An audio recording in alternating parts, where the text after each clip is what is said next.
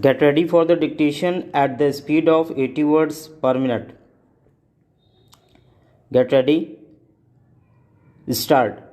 In our country, children are considered a gift from heaven, and if the child is a boy, then nothing could be more soothing for the family, as from the very beginning, children are exempted from severe punishment for any wrong commitment on their part, irrespective of the gravity of the act.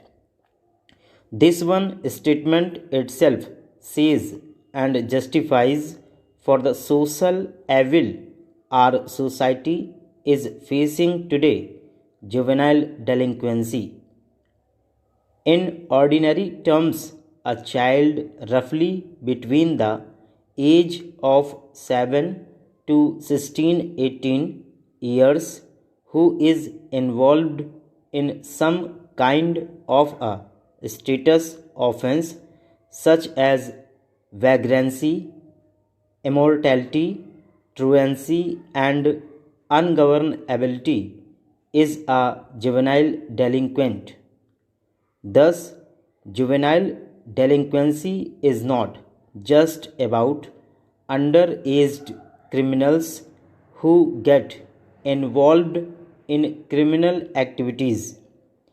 In fact, the term juvenile delinquency refers to the violation of a code of conduct or a regular occurrence of certain patterns of disapproved behavior of children and adolescents. The well accepted age at present for juvenile delinquents is 16 years for boys and 18 years for girls. Juvenile delinquents are mainly classified on the basis of their behavioral patterns. They range from the escapers who keep away from school and get involved in petty thefts and armed robberies, destruction of property, violence, and sexual offenses. They are also classified according to the type of violation they commit. Thus, psychologists have grouped juvenile delinquents on the basis of their personality traits as mentally defective, psychotic, neurotic, situational, and cultural delinquents.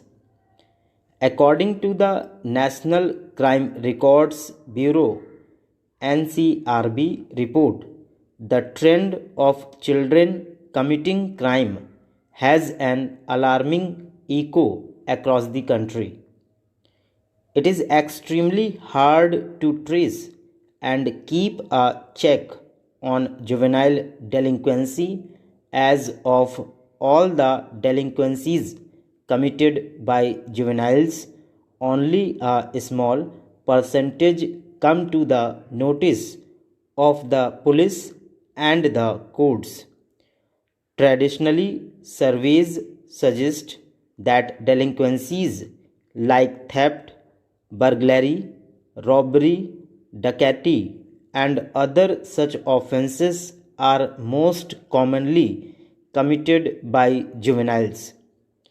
But recent statistics reveal that juveniles have also been found actively involved in riots, murder, rape, kidnapping, and abduction as well.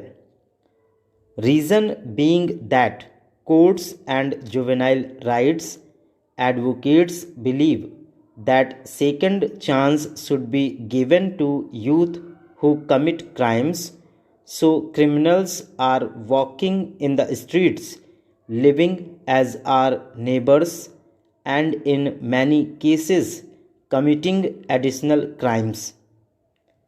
The delinquency rates are comparatively much higher among boys than in girls.